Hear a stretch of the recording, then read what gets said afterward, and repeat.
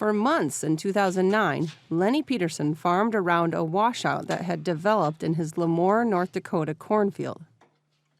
But when his son got the sprayer stuck in the 2-foot-deep gully that summer, Peterson asked permission of the local Natural Resources Conservation Service to smooth the edges.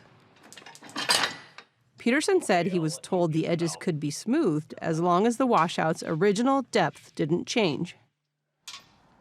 A local NRCS representative stopped by the Peterson farm to check their progress.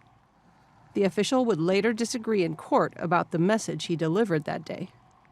I asked him if we could go finish, and he goes, "As I said, I saw you doing nothing wrong." So they went out and finished, and then, of course, the people who turned us in, they heard about this, so they called the state. That's when the fun began.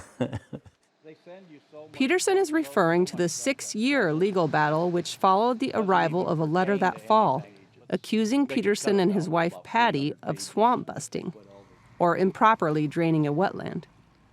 Swamp busters are ineligible for farm program payments.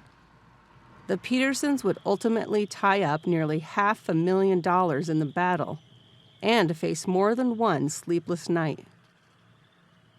It's quite a hair-pulling ordeal to go through. It's a good thing, $7 corn. All my neighbors are buying land, tractors, and machinery. I was paying lawyers. And the water would come in right down. NRCS officials came to the Peterson farm in December 2009 to determine whether he had violated the Swampbuster rule. Peterson found agents digging holes in their recently seeded winter wheat. Worried about his crop, he asked the NRCS officials to leave. And that was a mistake then, too. Then I got another big certified letter from FSA to pay back all this money. To get the government payments, you have to sign a form that allows them access to your field 24/7, 365 days a year. He soon found himself sitting before the Lemoore County Farm Service Agency Committee, a group made up of his fellow producers.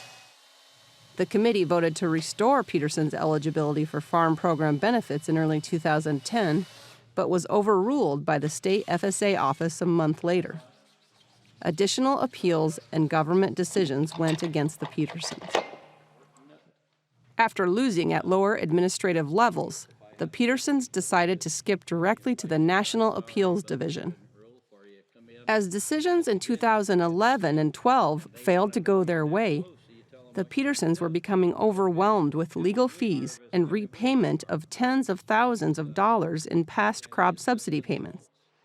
Lenny and Patty hit a low point and debated selling the farm. There were a lot of conversations. They were kind of one-sided. They were her conversations about giving up, about me being bullheaded, me being stubborn. Are you? Oh, yeah. In 2013, the Petersons sued the NRCS, and the case was eventually heard in Fargo.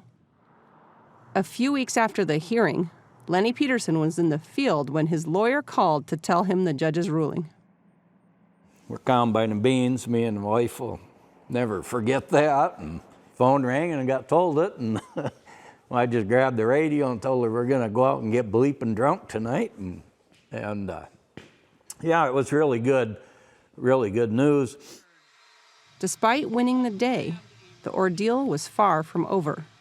The Petersons struggled for weeks to get the government to return the lost subsidies. They were also soon notified that the NRCS had pushed the case to the 8th Circuit Court of Appeals in St. Louis. But in early 2015, the NRCS dismissed the appeal just before the court date. If they took it to the 8th Circuit and lost, this ruling would have went for all the states in the 8th Circuit. In the meantime, Mary Podol had taken over as North Dakota's state conservationist. So my first day on the job here in North Dakota was meeting producers in the Red River and the eastern part of North Dakota who were angry and frustrated. Everything was being appealed, and a lot of things were being managed through lawyers. Once the dust had settled, Podol stopped by the Peterson farm. He really got the feeling it had become personal to some people, and I don't disagree with that. There were some within the agency that had just kind of taken on a whole anti-farmer, if you drain, if you manipulate wetlands, you're just bad, and that's not our place. That's not our role to judge. Yeah, I was a little leery at first talking to her. We had quite interesting talks, and I give her a lot of credit, and I thanked her for stopping here and listening. By 2013, the agency had reorganized compliance teams nationwide, and Podol pushed North Dakota's NRCS officials to bring an open mind to their farm visits. It was more, that's a farmer, oh my goodness, you know, they're going to come in and they're complaining. You listen to a farmer and they say, I farmed this for 30 years, and you can honestly say, you know, I can see what you're saying here. The Petersons were eventually repaid most of the money they had tied up in the battle with USDA. I had to go to a meeting in way up northwest North Dakota and tell about this whole deal. And one guy in the crowd said, so it paid to be bullheaded and stubborn? And I said, no, it still cost me $150,000, so it didn't pay.